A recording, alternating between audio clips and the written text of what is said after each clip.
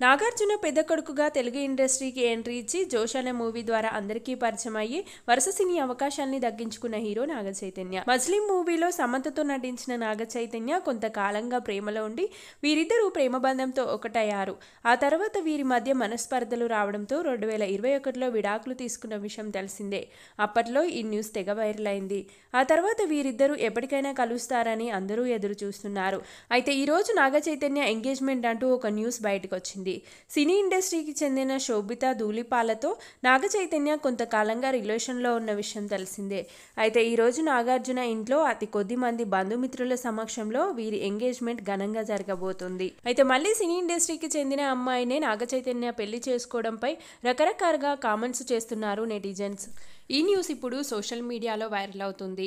ఇలాంటి latest updates కోసం వెంటనే మా ఎంఎస్ న్యూస్ ఛానల్ని సబ్స్క్రైబ్ చేసుకొని పక్కనే ఉన్న బెల్ ఐకాన్ని యాక్టివేట్ చేసుకోండి. Thanks for watching.